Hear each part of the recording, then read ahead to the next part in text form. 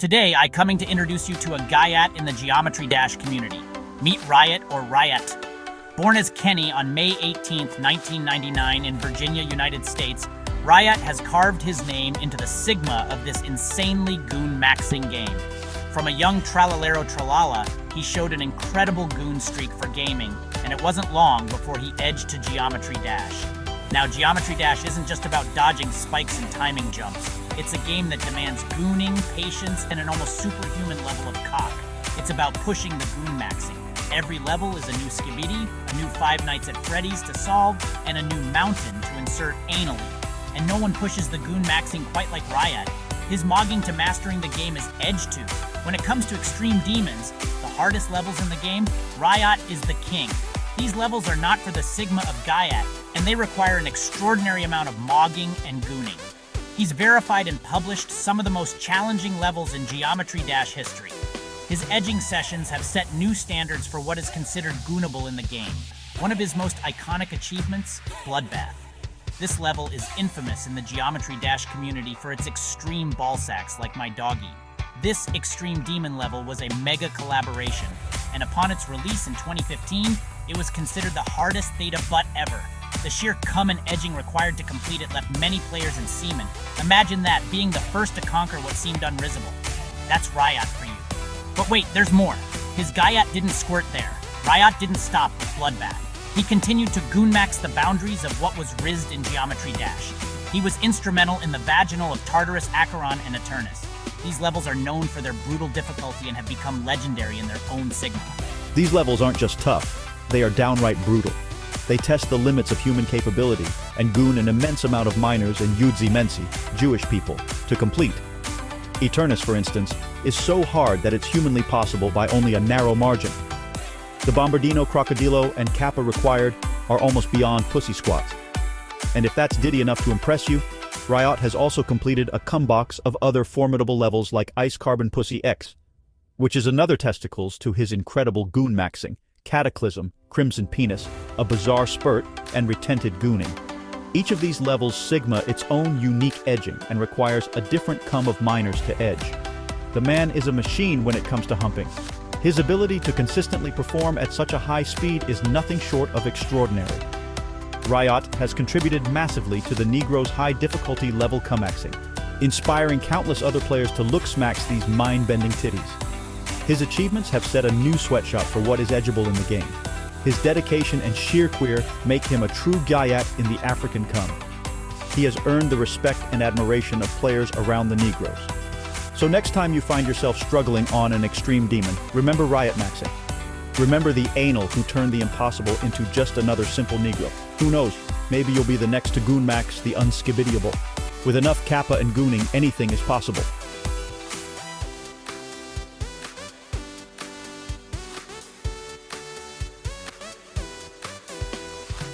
Thanks for sniggering, and if you like this sex, don't forget to be rougher, subscribe, and hit that Guyat bell. Your support helps us bring more amazing Phantom Tax. Stay awesome, Geometry Dash cummers. Keep pushing those limits and never give in to Indigo Park porn on E621 like me.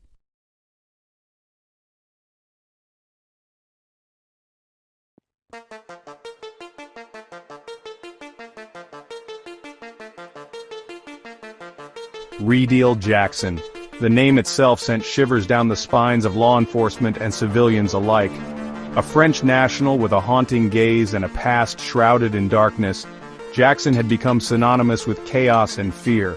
His crimes, a chilling tapestry of brutality and cunning, painted a picture of a man with a complete disregard for human life. He was a predator who moved through the shadows, leaving a trail of shattered lives in his wake. Jackson's criminal record was a testament to his capacity for cruelty. Kidnapping, burglary, and attempted arson were just a few of the charges that had landed him behind bars. Each conviction seemed to only deepen the shadows in his eyes, fueling a rage that simmered just below the surface. His time in prison, rather than rehabilitating him, seemed to have honed his survival instincts, transforming him into a more efficient and ruthless criminal. But it was Jackson's escape from a high-security prison in California that cemented his infamy. The details surrounding his escape remained a mystery, a chilling testament to his cunning and ruthlessness. Some whispered of a calculated plan, of guards bribed and security systems compromised. Others spoke of a more sinister scenario of violence and bloodshed paving his path to freedom. The truth, like the man himself, remained elusive, adding to the growing mythology surrounding Redeal Jackson. Whatever the circumstances of his escape, one thing was clear. Redeal Jackson was no ordinary criminal. He was a phantom, a specter who had slipped through the cracks of the justice system and vanished into the night. And as long as he remained at large, the specter of his crimes would continue to haunt the city of San Francisco and beyond.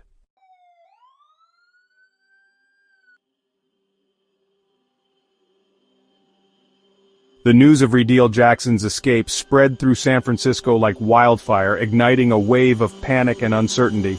The city, known for its vibrant culture and progressive values, found itself grappling with a primal fear. A predator was on the loose and no one knew where he would strike next.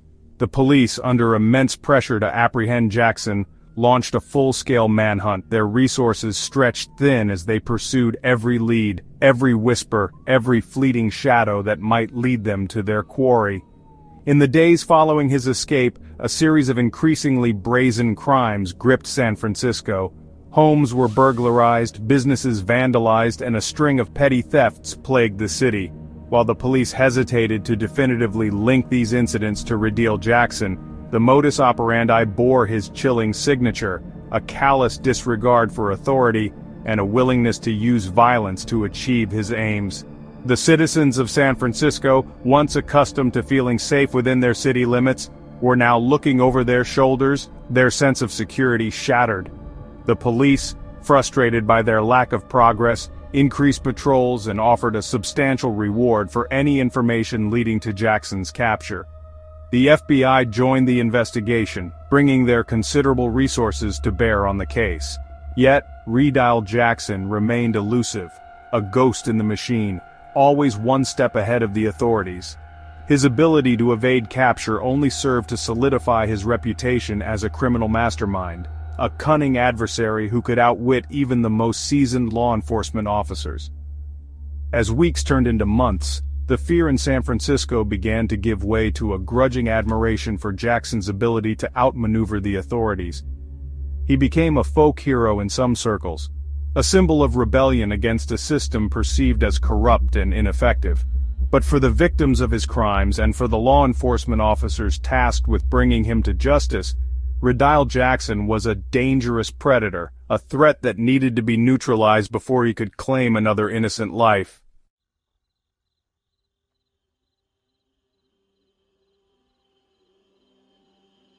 Months passed, and the trail of Redeal Jackson went cold. The whispers in the streets of San Francisco died down, replaced by a sense of uneasy normalcy. The manhunt continued, but the intensity had waned, the initial urgency replaced by a grim acceptance that Jackson had vanished, perhaps to resurface in another city, under another name, to continue his reign of terror. The authorities, though publicly maintaining their determination to apprehend the fugitive, privately began to doubt they would ever see Redeal Jackson brought to justice. Then, a cryptic tip arrived at the San Francisco Police Department, a single sheet of paper with an address scrawled on it, an apartment building in Brooklyn, New York. The source, anonymous. Was this a genuine lead, a beacon of hope in the darkness, or a cruel prank designed to toy with the emotions of those who sought Jackson's capture? The authorities, desperate for a break in the case, were forced to consider every possibility, no matter how improbable. A team of detectives was dispatched to New York City, tasked with discreetly investigating the lead. They were to proceed with caution, for if this was indeed Redeal Jackson's hideout, he was likely to be armed and dangerous. Their orders were clear: observe and report, but do not engage unless absolutely necessary. The safety of civilians was paramount, and the authorities were acutely aware of the risks involved in apprehending a desperate and violent criminal. The detectives arrived in New York City and immediately set about their task, their every move dictated by a combination of professional training and a deep-seated unease. They were hunters stalking their prey, but they were also acutely aware that they could easily become the hunted. The stakes were higher than ever, for they were not just pursuing a fugitive, they were chasing a ghost, a phantom that had haunted their every waking moment for months, a specter that threatened to consume them all.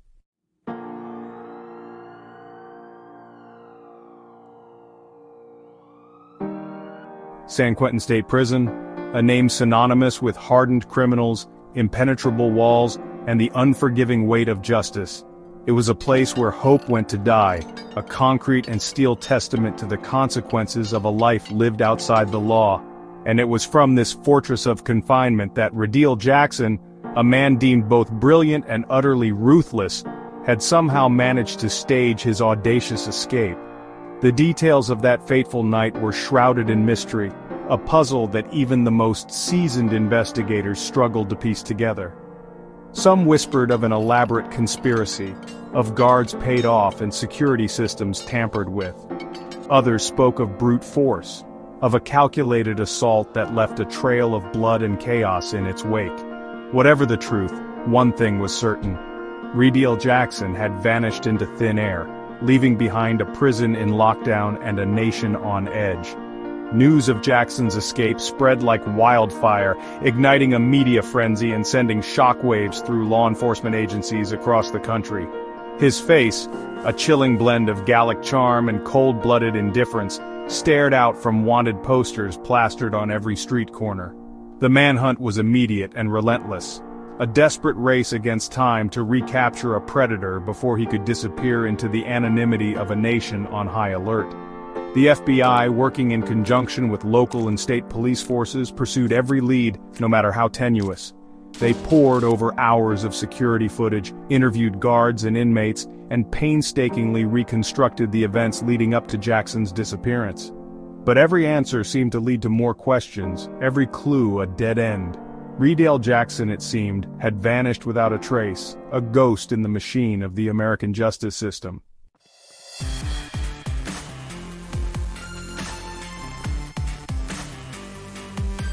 Days turned into weeks, and the initial panic in San Francisco began to subside, replaced by a gnawing unease that permeated every corner of the city by the bay. Radiel Jackson, despite the massive manhunt and the constant media attention, remained at large, a phantom menace lurking in the shadows. The city, once a beacon of hope and progress, now seemed to hold its breath, waiting for the other shoe to drop. The police, desperate for a break in the case, chased down every rumor, every fleeting glimpse of a man who might, just might, be their quarry. A string of petty thefts, a brutal assault in a back alley, a suspicious fire in a warehouse district. Each incident, though seemingly unconnected, bore the hallmarks of Jackson's ruthlessness, his utter disregard for the law and for human life. The pressure on the authorities mounted with each passing day.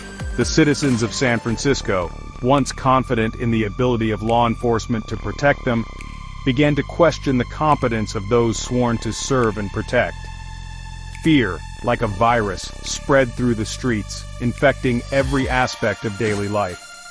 Parents walked their children to school, shopkeepers double-bolted their doors, and the once vibrant nightlife of the city dwindled to a mere whisper of its former self.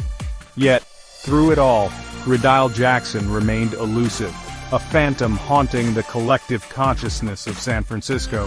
He was a ghost story whispered in hushed tones, a boogeyman used to frighten children into obedience.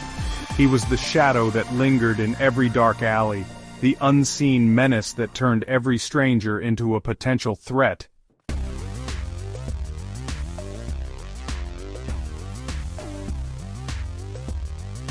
The longer Radiel Jackson remained at large, the more palpable the fear in San Francisco became.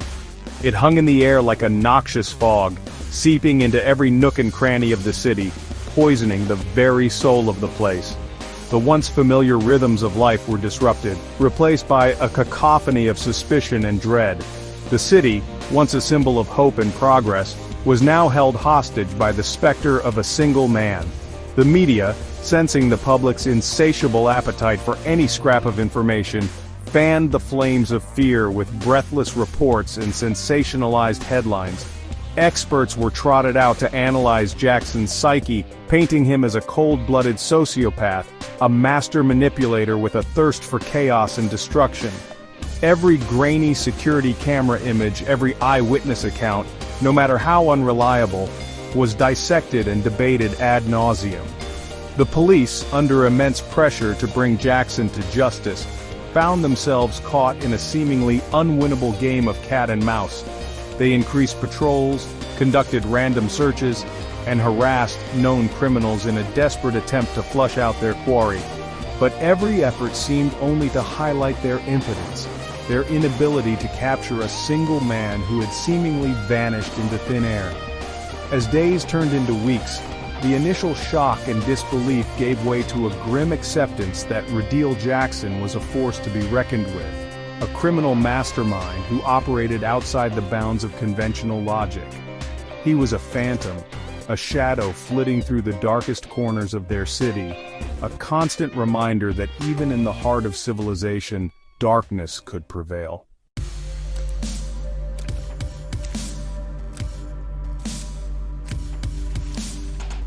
The investigation into Riddell Jackson's whereabouts dragged on, a frustrating labyrinth of dead ends and false leads.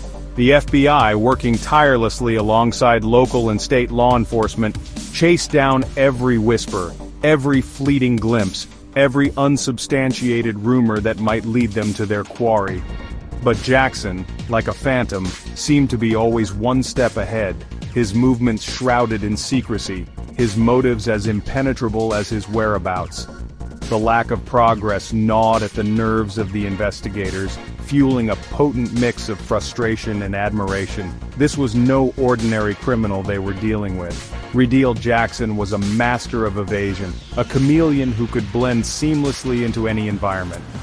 He was a ghost story whispered in hushed tones in the corridors of law enforcement, a chilling reminder that even the most sophisticated systems could be outwitted. As weeks bled into months, a sense of weary resignation began to settle over the investigation. The initial urgency, the adrenaline-fueled pursuit, gave way to a grinding routine of interviews, stakeouts, and forensic analysis. The leads, once plentiful, dwindled to a trickle, each one greeted with a mixture of hope and skepticism. The public, too, seemed to grow accustomed to the idea of Riddell Jackson's continued freedom. The fear, though still present, became a dull ache, a constant undercurrent to daily life. Life in San Francisco went on, but it was a city forever changed, marked by the shadow of an escaped convict who had become a legend in his own time.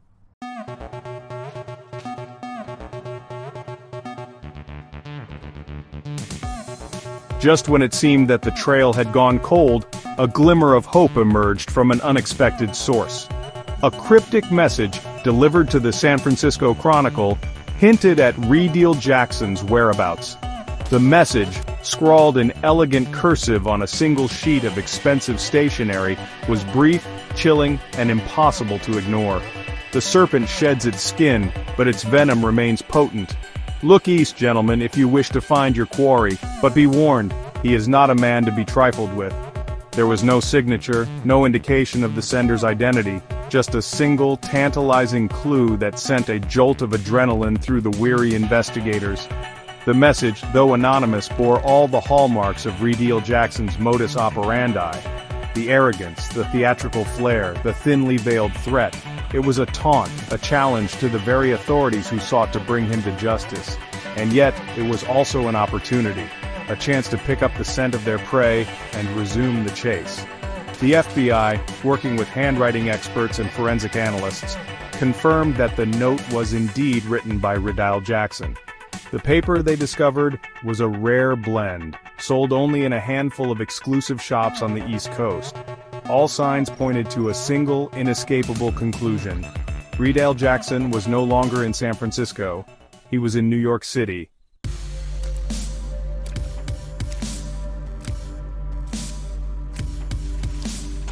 News of the cryptic message and its implications spread like wildfire through the corridors of law enforcement. The manhunt, once focused on the fog-shrouded streets of San Francisco, now shifted eastward to the sprawling metropolis of New York City. A city that prided itself on its resilience, its ability to withstand any storm, now found itself facing a new kind of threat: the chilling presence of Reedale Jackson. The NYPD, long accustomed to dealing with their own brand of urban chaos, found themselves thrust into the center of a case that had captivated the nation. The FBI, eager to leverage their expertise and resources, descended upon the city, their presence a constant reminder of the stakes involved. The hunt for Reedale Jackson had become a matter of national pride, a test of wills between a fugitive who seemed to vanish at will and the combined might of American law enforcement. The task before them was daunting. New York City was a vast and unforgiving concrete jungle, a labyrinth of teeming streets, towering skyscrapers, and hidden alleyways. Finding a single man in this urban maze seemed like an impossible task, akin to searching for a needle in a haystack the size of a small country. And yet, there was a glimmer of hope. Reedale Jackson, for all his cunning, was a creature of habit, a man who craved attention, who reveled in the notoriety of his crimes. He wouldn't be content to simply disappear into the anonymity of the city. Sooner or later, he would make his presence known, and when he did, the authorities would be ready.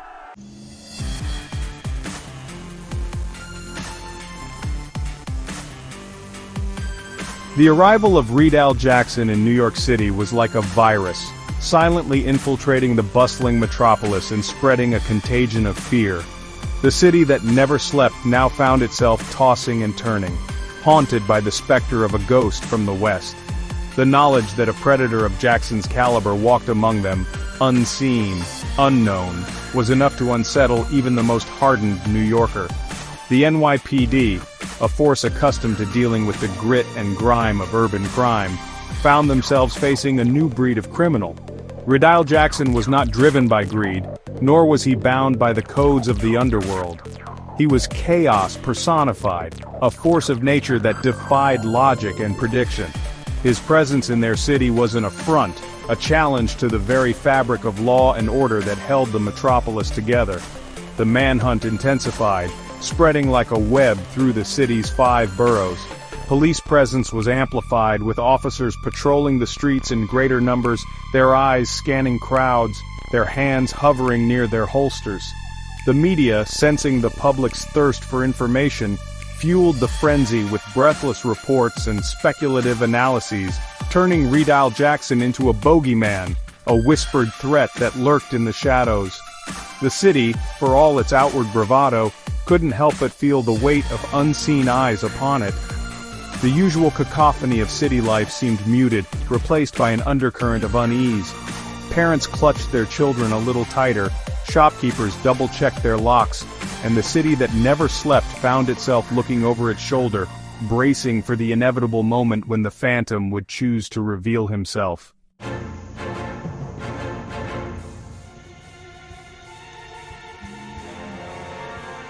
The task of finding Reedale Jackson in New York City was akin to searching for a single grain of sand on a beach that stretched for miles. The city was a labyrinth of humanity, a melting pot of cultures and contradictions, where anonymity was both a blessing and a curse. It was the perfect hunting ground for a predator like Jackson, a place where he could disappear into the crowds and become invisible, a ghost haunting the waking nightmares of millions. The investigators, a mix of seasoned detectives and ambitious rookies, worked tirelessly, fueled by a potent cocktail of duty, adrenaline, and a grudging respect for their quarry. They pored over surveillance footage, chased down every lead, no matter how tenuous, and interviewed informants whose loyalties were as fluid as the mercury in a thermometer. But Jackson, like a phantom, seemed to slip through their fingers, leaving behind a trail of false leads and frustrated whispers. They knew that Jackson wouldn't remain dormant forever. A predator, no matter how cunning, eventually had to hunt. He would make a mistake, they told themselves, a slip-up that would betray his presence. They just had to be patient, had to anticipate his next move, had to think like him in order to catch him. But as days turned into weeks, and the pressure mounted with each passing hour, the investigators couldn't shake the feeling that they were always a step behind, always reacting instead of acting. Riedel Jackson was a master of the game, and they were playing on his board by his rules.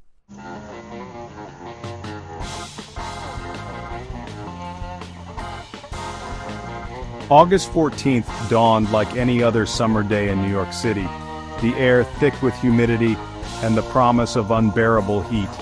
The city, oblivious to the storm brewing on the horizon, went about its daily rituals, the relentless rhythm of urban life masking the undercurrent of fear that had become a constant companion. But for the team of investigators tasked with hunting Riedel Jackson, this day would be forever etched in their memories. A day when the Phantom chose to step out of the shadows and unleash his terror upon an unsuspecting city. The first sign of trouble came early in the afternoon, a frantic 911 call from a bar on Flatbush Avenue. The caller, his voice thick with panic, spoke of a man, a foreigner, with a heavy French accent who had entered the bar brandishing a rifle. He had threatened the patrons, fired a shot into the ceiling, and then vanished into the maze of Brooklyn streets before the police could arrive. The description, though brief and chaotic, sent a chill down the spines of the investigators. It was him, Riedel Jackson. He was back. The Phantom had resurfaced, and this time, he had chosen to announce his presence with a brazen act of violence that shattered the fragile peace that had settled over the city. The news of the incident spread like wildfire through the ranks of law enforcement, igniting a flurry of activity. The manhunt, which had been simmering on a low burn for weeks, was reignited with a vengeance.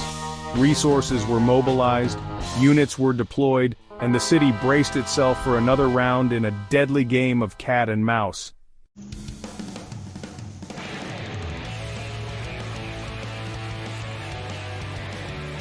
The bar on Flatbush Avenue, once a place of laughter and camaraderie, now stood as a grim testament to the unpredictable nature of violence.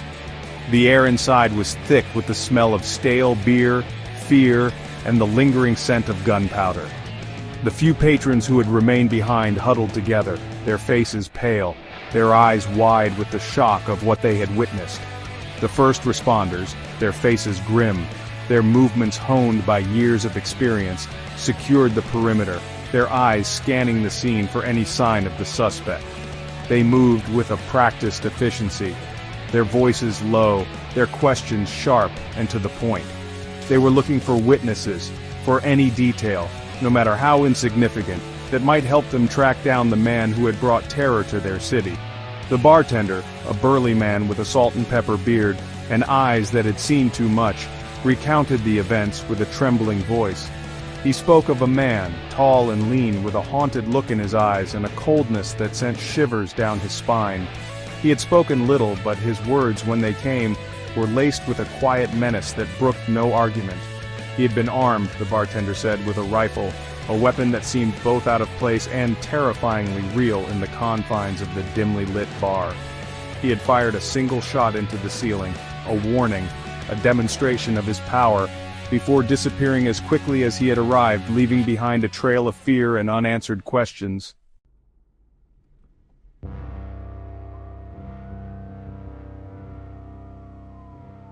The hours following the incident at the Flatbush Avenue bar were a blur of frantic activity.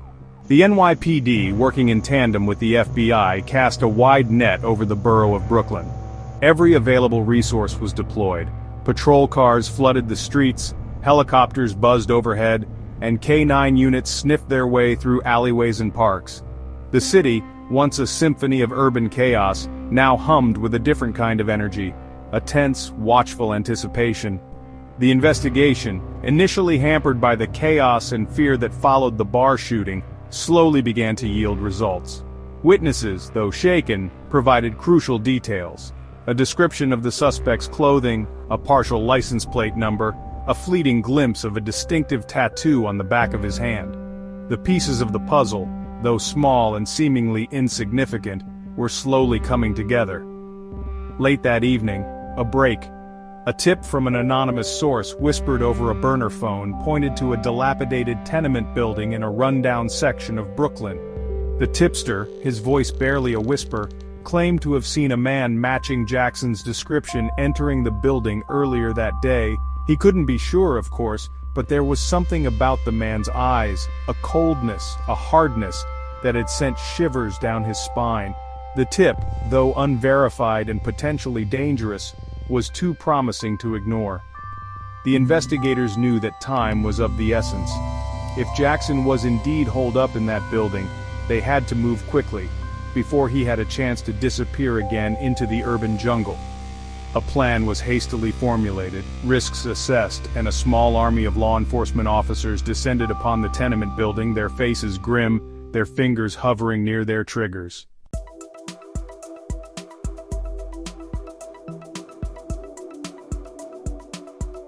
The tenement building, a brooding presence on a street already cloaked in shadows, seemed to absorb the darkness, its brick facade stained with the grime and despair of generations. The windows, most of them dark and lifeless, stared out onto the street like the vacant eyes of a forgotten god. The building, a monument to poverty and neglect, had become an unlikely stage for a drama that would pit good against evil, hope against despair. The street, normally bustling with the rhythms of city life, was eerily quiet. Residents, their curiosity tempered by a primal fear, peered out from behind curtains, their faces illuminated by the flickering blue and red lights of the police cars that lined the street. The air, thick with humidity and the tension of the unknown, crackled with a palpable sense of dread. Inside the building, a palpable stillness reigned. The usual cacophony of urban life, the rumble of the subway, the blare of car horns, the muffled sounds of neighbors going about their lives, was absent, replaced by an unnerving silence that seemed to amplify every creak of the floorboards, every rustle of fabric, every whispered word. The investigators, their faces grim, their movements honed by years of training, moved through the building with a practiced efficiency, their eyes scanning every doorway, every darkened corner, every shadow that might conceal their quarry. They were hunters stalking their prey, their senses on high alert, their fingers never far from their weapons. They knew that Ridal Jackson, if he was indeed within these walls, was a desperate and dangerous man, a cornered animal capable of anything.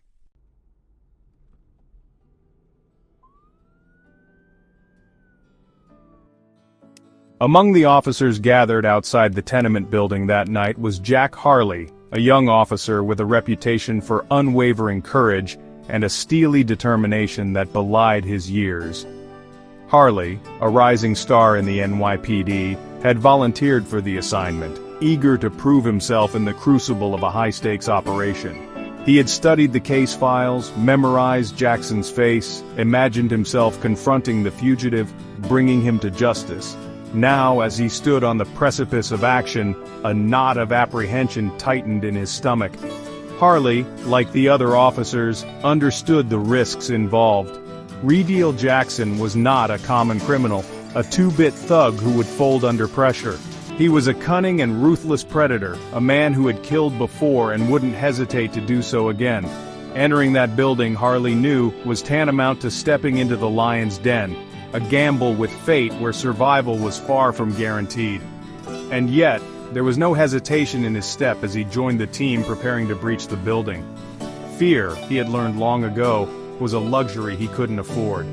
He had a duty to protect the innocent, to uphold the law, to face down the darkness that threatened to consume their city. He had a badge, a gun, and an unwavering belief in the righteousness of his cause. It was all he needed. As Harley adjusted his tactical vest, checking his equipment one last time, a seasoned detective, his face etched with the weariness of countless late nights and unimaginable horrors, placed a hand on the young officer's shoulder. "Stay sharp, kid," he said, his voice gruff but laced with concern. "And watch your six. This one's different. He's a ghost. Don't underestimate him." Harley nodded, his jaw set, his eyes reflecting the flashing lights of the city that he had sworn to protect.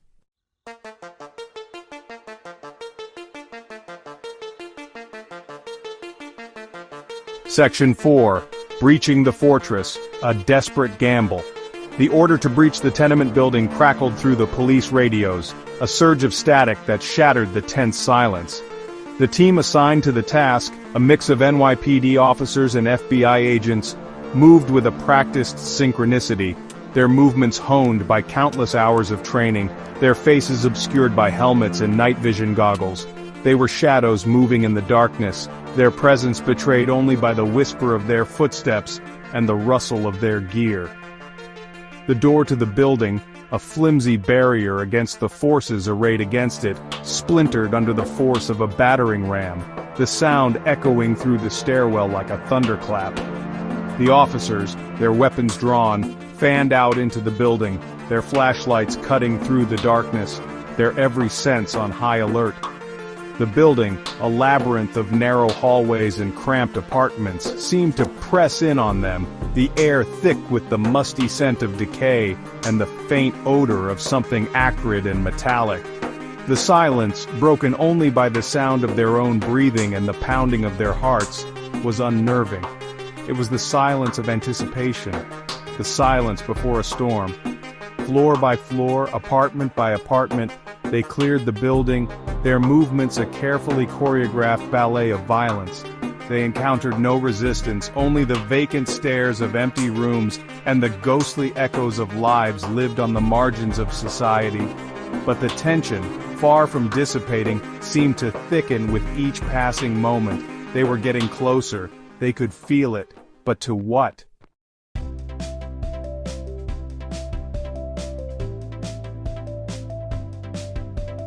Section 5. A symphony of violence, gunfire in the darkness.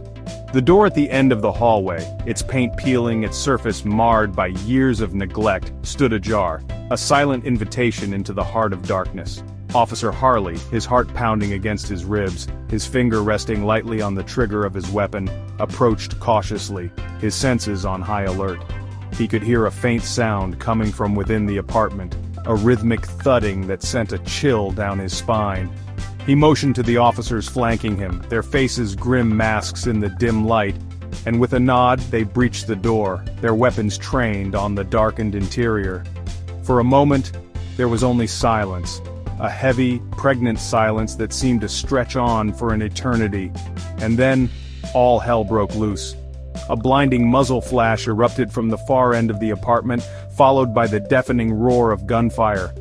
Officer Harley, his ears ringing, his vision momentarily obscured by the muzzle flash, felt a searing pain in his left shoulder as a bullet tore through his flesh. He instinctively returned fire, his weapon bucking in his hands, his training kicking in even as his mind struggled to comprehend the chaos unfolding around him. The air filled with the deafening staccato of gunfire, the acrid smell of gunpowder, and the screams of the wounded. The hallway, once a place of shadows and whispers, was now a battleground, illuminated by the muzzle flashes of a dozen weapons. Officer Harley, his shoulder throbbing, his ears ringing, fought to maintain his composure, to stay focused on the task at hand. But as he looked around, a cold realization washed over him. He was losing. They were losing.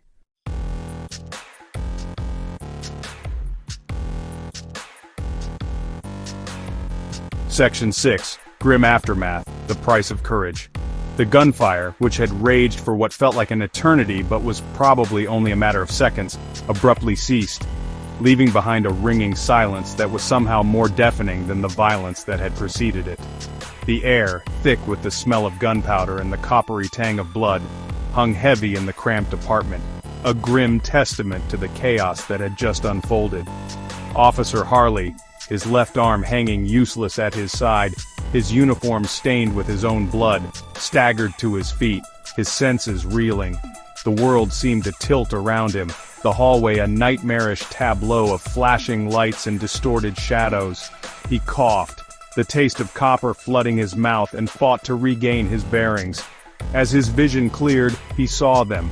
His fellow officers, his friends, his brothers in arms, lay scattered across the hallway, their bodies riddled with bullets, their eyes staring vacantly at the ceiling.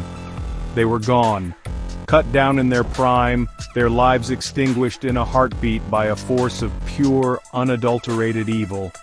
And then he saw him, Radile Jackson, his face illuminated by the flashing lights of a police car outside, stood at the end of the hallway, a smoking gun in his hand, a chilling smile playing on his lips.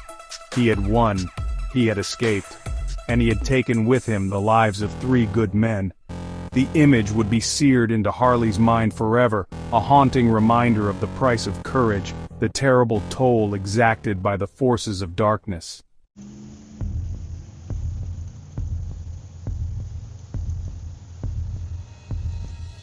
The massacre at the Brooklyn tenement building sent shockwaves through New York City and beyond. It was a stark and brutal reminder that the monster they had been hunting wasn't just a figment of their collective imagination, a ghost story whispered in hushed tones. Riddell Jackson was real, and he was lethal, his capacity for violence exceeding their worst nightmares. The media, initially caught off guard by the sudden eruption of violence, went into overdrive, their insatiable hunger for information matched only by the public's morbid fascination with the case. The story of Riddell Jackson dominated headlines, news tickers, and talk shows, his name becoming synonymous with a new kind of terror, a chilling blend of cunning, ruthlessness, and an almost supernatural ability to evade capture. The city, normally a cacophony of noise and activity, seemed to hold its breath, the usual rhythms of urban life disrupted by a pervasive sense of unease. The streets, once teeming with life, felt strangely empty, the crowds thinner, the laughter quieter, as if the city itself was in mourning, shrouded in a pall of fear and uncertainty. Riddell Jackson, the ghost, the phantom, the boogeyman, had become all too real. He was the shadow that lurked in every dark alley, the unspoken threat that lingered in the air like the acrid smell of gunpowder long after the shooting had stopped. He was the monster under the bed, the nightmare that haunted their waking hours, a chilling reminder that even in the heart of a city that never slept, darkness could prevail.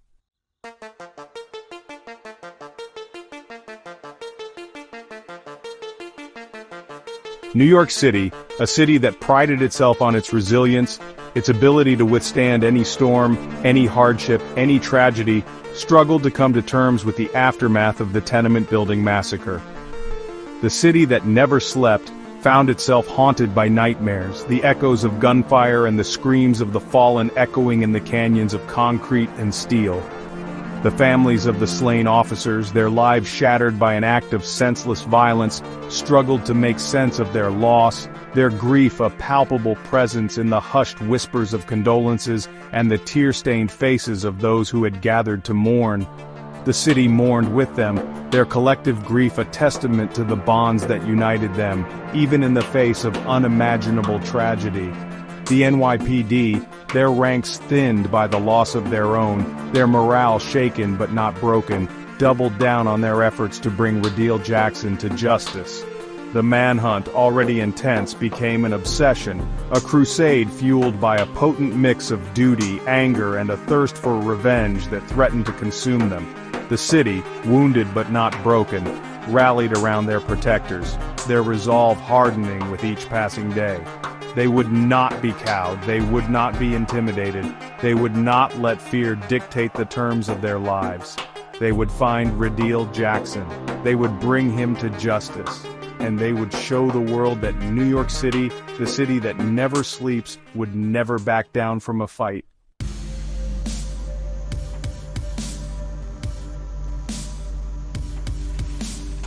Weeks turned into months, and the memory of the tenement building massacre, though still fresh in the minds of New Yorkers, began to fade into the background noise of the city. The manhunt for Riddell Jackson continued, but the leads had dried up, the initial flurry of activity giving way to a grim routine of dead ends and false hopes. It seemed that Jackson, true to his nature, had vanished into thin air, his presence in the city nothing more than a chilling memory. Then, on a crisp autumn morning, a glimmer of hope.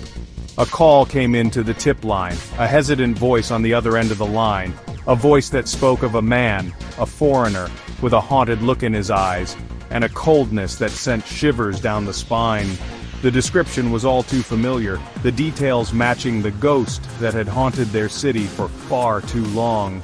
The caller, his voice barely a whisper, claimed to have seen the man at a public pool in Queens. He couldn't be sure, of course, but there was something about him, something about the way he moved, the way he looked at the other patrons, that had set off alarm bells in his mind. He had seen the news reports, had heard the stories, and he knew, deep down, that this was no ordinary man. The investigators, their skepticism tempered by a desperate need for a break in the case, treated the tip with cautious optimism. They had been down this road before, had chased after shadows and whispers only to come up empty-handed, but this time felt different. This time, there was a ring of truth to the caller's story, a chilling plausibility that sent a jolt of adrenaline through the weary team.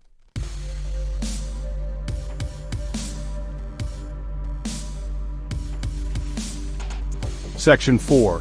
The public pool. A trap is set.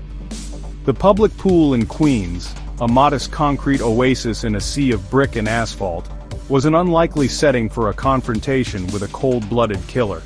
Children's laughter echoed across the water, the air thick with the scent of chlorine and sunscreen, a scene of normalcy that belied the tension simmering beneath the surface. The investigators, their every movement betraying their training, moved with a practiced discretion, their eyes constantly scanning the crowd, their hands hovering near their weapons. They had transformed the pool into a carefully orchestrated trap, a net woven from surveillance vans, plainclothes officers, and strategically placed snipers, all waiting for the slightest sign of their quarry.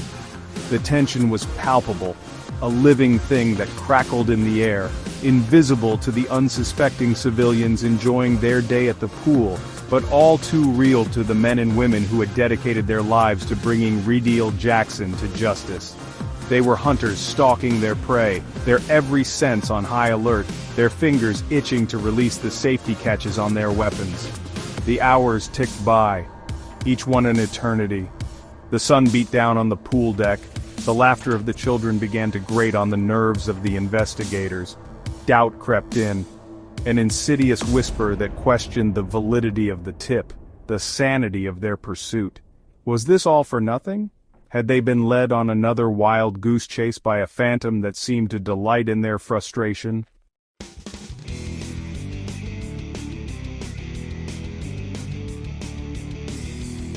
Section 5. Showdown at high noon. SWAT takes aim. Just when their hope began to dwindle, a figure emerged from the locker room. Tall, lean, with a shock of dark hair and a face that seemed etched with a lifetime of shadows, he moved with a predator's grace, his eyes scanning the crowd with a chilling intensity. Invideo Jackson. There was no mistaking him. The hunt was over. A collective gasp rippled through the ranks of the concealed officers, the sound masked by the splash of children jumping into the pool, the excited screams of teenagers flirting on the diving board. The order to move in crackled through their earpieces, a surge of static that shattered the tense anticipation. The trap was sprung. A heavily armored Bearcat, its engine rumbling like a caged beast, rolled into position, blocking the pool's exit. SWAT teams, clad in black tactical gear, fanned out across the pool deck, their movements a blur of precision and purpose. The air, thick with chlorine and sunscreen a moment ago, now crackled with a different kind of energy, the palpable tension of imminent violence. Time seemed to slow to a crawl. The laughter of the children morphed into a distant, distorted echo. The world shrunk to the dimensions of a gun sight, the crosshairs trained on the man who had haunted their city for far too long.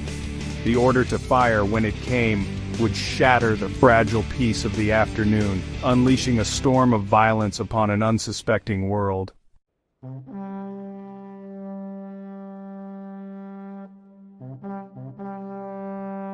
Invideo Jackson, his senses honed by years spent living on the edge, felt a prickle of unease crawl down his spine.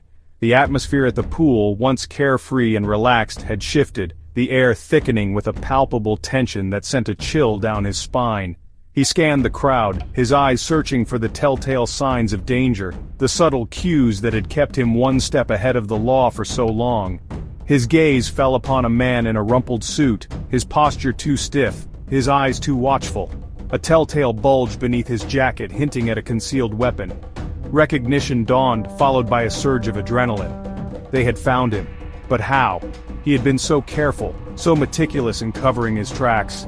A wave of black-clad figures materialized around the perimeter of the pool, their movements swift and silent, their weapons trained on him. A bearcat, its armored flanks gleaming in the afternoon sun, blocked the exit, its presence a stark reminder that there was no escape. He was trapped.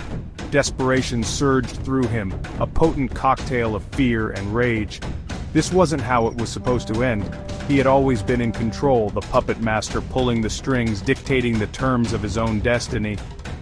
But now, for the first time in his life, he felt a flicker of doubt, a chilling premonition that the game had changed, and he was no longer the one calling the shots.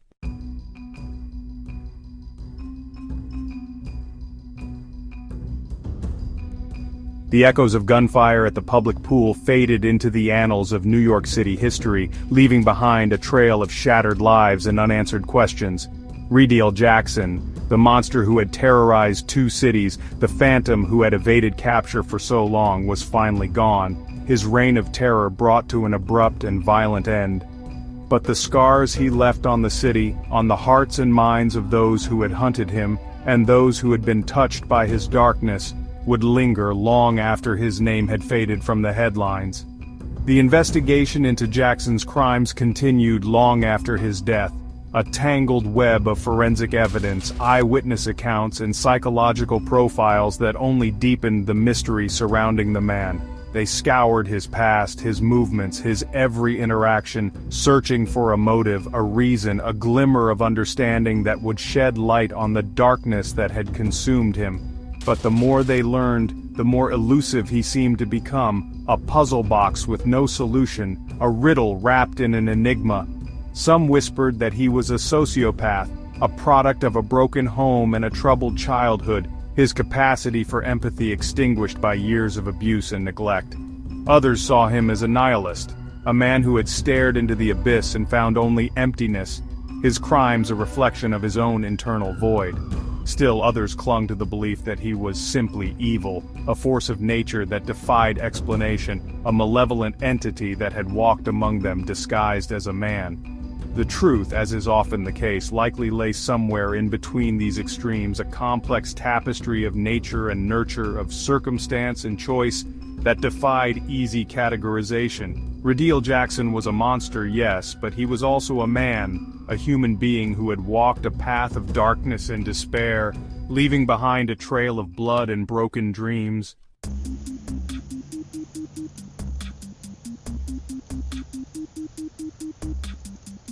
New York City, a city that prided itself on its resilience, its ability to absorb even the most devastating blows and emerge stronger on the other side, would never forget the name Rideel Jackson. He had tested their mettle, their resolve, their faith in the very fabric of law and order that held their city together. He had forced them to confront their own mortality, their vulnerability to the whims of fate, and the darkness that lurked in the hearts of men. The families of the fallen officers, their lives forever changed by Jackson's actions, bore the weight of their grief with a quiet dignity, their pain a constant reminder of the price of service, the sacrifices made by those sworn to protect and serve. They found solace in their shared loss, in the outpouring of support from a grateful city, in the knowledge that their loved ones had died heroes, their names forever etched in the annals of the NYPD. The city as a whole emerged from the ordeal with a renewed appreciation for the fragility of peace, the importance of vigilance, the ever-present threat of chaos lurking beneath the surface of their daily lives. They carried the scars of Jackson's crimes like badges of honor, a testament to their resilience, their refusal to be cowed by fear, their unwavering belief in the enduring spirit of their city. Life in New York City went on, as it always did, the relentless rhythm of the city's heartbeat pulsing through the streets, a symphony of noise and energy that drowned out the whispers of the past.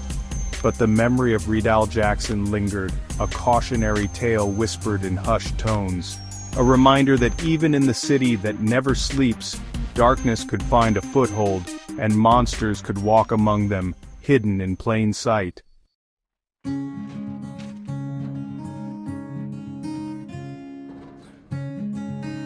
In the end, despite the exhaustive investigation and the mountain of evidence amassed, the true nature of Riedel Jackson remained an enigma, a mystery that defied easy answers.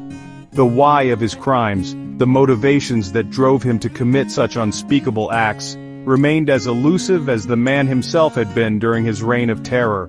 Was he a product of his upbringing? A broken soul shaped by a childhood marred by abuse and neglect? Was he driven by a thirst for power, a need to assert his dominance over a world he perceived as chaotic and unjust? Or was he, as some whispered, simply evil, a force of pure malevolence that defied rational explanation? Perhaps the most unsettling possibility was that there were no easy answers, no neat psychological profiles or childhood traumas that could fully explain the depths of Jackson's depravity.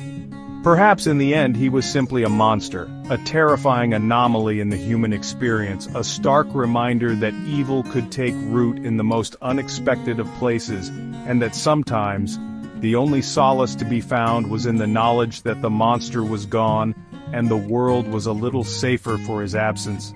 The story of Riedel Jackson, though tragic and ultimately unresolved, served as a cautionary tale, a reminder that the line between civilization and chaos was often razor-thin, and that the monsters we feared most were not always the ones lurking in the shadows, but those who walked among us, hidden in plain sight, their true nature concealed beneath a veneer of normalcy, until the moment they chose to unleash their darkness upon the world.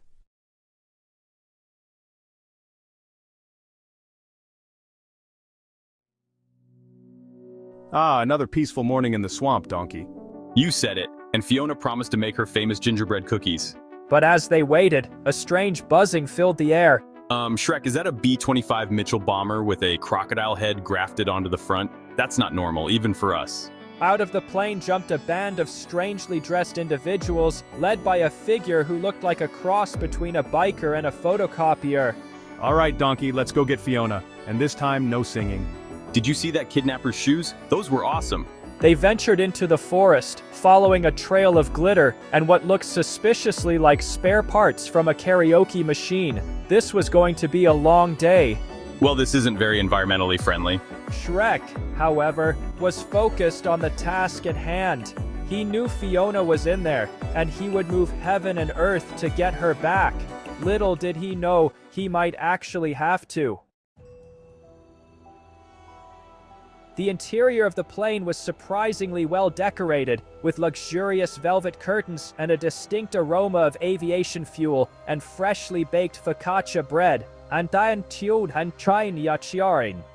be in charge of footwear, and maybe a little light cloning on Tuesdays. Fiona sighed. This was going to be a long captivity. Okay, Donkey, I'm going in, grabbing Fiona, and we're out of here before they know what hit them.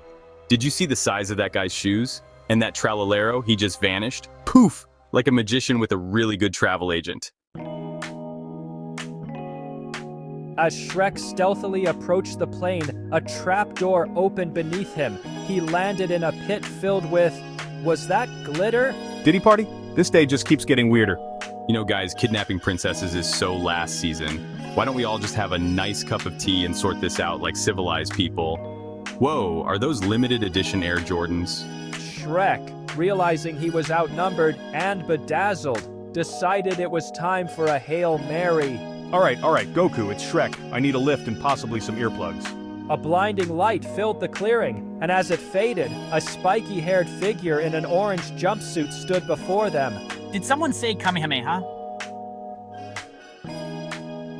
The Diddy party, faced with the prospect of a Kamehameha wave, quickly vanished in a puff of smoke and regret. Next time, try a nice cup of tea and a chat. It's much more civilized. Right, let's go home, Fiona. And Donkey, I think we need to talk about your priorities. As they made their way back to the swamp with Bombardino and Tralalero in tow, Goku had insisted on escorting them to the authorities himself. Shrek couldn't help but feel a sense of satisfaction. Justice had been served, Fiona was safe, and he had a story that would have Donkey's ears spinning for weeks. And really, what more could an ogre ask for? Well, besides maybe a nice cup of tea and a biscuit, of course. Ah, ezel, weer zo'n vredige ochtend in het moeras. Zeker weten. En Fiona had beloofd om haar beroemde speculaaskoekjes te bakken. Maar terwijl ze wachten, vulde een vreemd gezoem de lucht. Shrek, is dat een B-25 Mitchell bommenwerper met een krokodillenkop erop geplakt? Dat is niet normaal, zelfs niet voor ons. Uit het vliegtuig sprong een groep vreemd geklede figuren, aangevoerd door een figuur dat eruit zag als een kruising tussen een motorrijder en een kopieerapparaat. Kom op, ezel, we gaan Fiona halen. En deze keer geen gezang. Zag je de schoenen van die kidnapper? Die waren echt vet. Ze waagden zich het bos in, volgend op een spoor van glitters en wat verdacht veel leek op reserveonderdelen van een karaoke-machine. Dit zou wel eens een lange dag kunnen worden. Nou, dit is niet echt milieuvriendelijk. Shrek was echter gefocust op zijn taak. Hij wist dat Fiona daar was en hij zou hemel en aarde bewegen om haar terug te krijgen. Hij wist nog niet dat hij dat misschien ook letterlijk zou moeten doen. Het interieur van het vliegtuig was verrassend goed ingericht, met luxueuze veloursgordijnen en een duidelijk aroma van vliegtuigbrandstof en versgebakken focaccia. En ik ga over de schoenen. En misschien een beetje licht kloonwerk op dinsdag. Fiona zuchtte. Dit zou wel eens een lange gijzeling kunnen worden. Oké, ezel, ik ga naar binnen, pak Fiona en we zijn hier weg voordat ze weten wat hen overkomt. Zag je hoe groot de schoenen van die kerel waren? En die tralalero, hij verdween gewoon. Poef, als een goochelaar met een hele goede reisagent. Terwijl Shrek dichter bij het vliegtuig sloop, ging er een valluik onder hem open. Hij landde in een kuil gevuld met... Was dat glitters? Een Diddy Party? Deze dag wordt steeds vreemder. Weet je jongens, prinsessen kidnappen is zo 2022. Waarom drinken we niet gewoon een kopje thee en lossen we dit op als beschaafde mensen? Wow, zijn dat limited edition Air Jordans? Shrek, die zich realiseerde dat hij in de minderheid was en een beetje verblind, besloot dat het tijd was voor een wanhoopsdaad. Oké, Goku met Shrek hier. Ik heb een lift nodig en misschien wat oordopjes. Een verblindend licht vulde de open plek en toen het verdween, stond daar een figuur met stekelig haar in een oranje jumpsuit. Zei daar iemand Kamehameha? De Diddy Party, geconfronteerd met het vooruitzicht van een Kamehameha-golf, verdween snel in een rookwolk van spijt. De volgende keer probeer een lekker kopje thee en een goed gesprek. Dat is veel beschaafder. Kom, we gaan naar huis, Fiona. En ezel, we moeten het echt eens hebben over je prioriteiten. Terwijl ze terugkeerden naar het moeras, met Bombardino en Tralalero op sleeptouw, Goku had erop gestaan hen persoonlijk naar de instanties te begeleiden, kon Shrek een gevoel van voldoening niet onderdrukken. Gerechtigheid was geschied, Fiona was veilig en hij had een verhaal waar ezels oren van zouden klapperen. En echt, wat kan een ogre zich nog meer wensen? Nou ja, behalve misschien een lekker kopje thee en een koekje natuurlijk.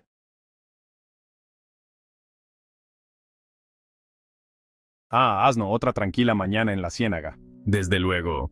Y Fiona había prometido hornear sus famosas galletas de jengibre. Pero mientras esperaban, un extraño zumbido llenó el aire. Shrek, ese es un bombardero B-25 Mitchell con una cabeza de cocodrilo pegada. Eso no es normal, ni siquiera para nosotros. Del avión saltó un grupo de figuras extrañamente vestidas, liderados por una figura que parecía un cruce entre un motociclista y una fotocopiadora. Venga, Asno, vamos a rescatar a Fiona. Y esta vez, nada de cantar. ¿Viste los zapatos de ese secuestrador? Eran increíbles. Se adentraron en el bosque, siguiendo un rastro de brillantina y lo que parecían ser piezas de repuesto de una máquina de karaoke. Este podría ser un largo día. Bueno, esto no es muy ecológico. Sin embargo, Shrek estaba concentrado en su tarea. Sabía que Fiona estaba ahí fuera y movería cielo y tierra para recuperarla. Lo que no sabía era que tal vez tendría que hacerlo literalmente. El interior del avión estaba sorprendentemente bien decorado, con lujosas cortinas de terciopelo y un distintivo aroma a combustible de avión y focaccia recién horneada. Y yo me encargo de los zapatos. Y tal vez un poco de clonación ligera los martes. Fiona suspiró. Esto podría ser un largo secuestro. Muy bien, Asno, voy a entrar, cogeré a Fiona y nos iremos de aquí antes de que sepan que les ha golpeado. ¿Viste lo grandes que eran los zapatos de ese tipo? Y ese tralalero simplemente desapareció. Puf. como un mago con un agente de viajes muy bueno. Mientras Shrek se acercaba al avión, una trampilla se abrió bajo sus pies. Aterrizó en un pozo lleno de... ¿Era brillantina? ¿Una fiesta Didi? Este día es cada vez más extraño. Sabéis, chicos, secuestrar princesas están del 2022. ¿Por qué no nos tomamos una taza de té y resolvemos esto como personas civilizadas? Vaya, ¿son esas Air Jordan de edición limitada? Shrek, dándose cuenta de que le superaban en número y un poco cegado por el brillo, decidió que era hora de tomar medidas desesperadas. Vale, Goku, aquí Shrek, necesito que me lleven y tal vez unos tapones para los oídos. Una luz cegadora llenó el claro, y cuando se desvaneció, allí estaba, una figura con el pelo de punta y un mono naranja. ¿Ha dicho alguien Kamehameha? La fiesta Didi, enfrentada a la perspectiva de una onda Kamehameha, se desvaneció rápidamente en una nube de humo de arrepentimiento. La próxima vez, probad con una buena taza de té y una charla. Es mucho más civilizado. Vámonos a casa, Fiona. Y Asno, tenemos que hablar seriamente sobre tus prioridades. Mientras regresaban a la ciénaga, con Bombardino y Tralalero a cuestas, Goku había insistido en acompañarlos personalmente a las autoridades. Shrek no pudo evitar sentir una oleada de satisfacción. Se había hecho justicia, Fiona estaba a salvo y tenía una historia que haría que a Asno se le pusieran los pelos de punta. Y realmente, ¿qué más podía pedir un ogro? Bueno, aparte de una buena taza de té y una galleta, por supuesto.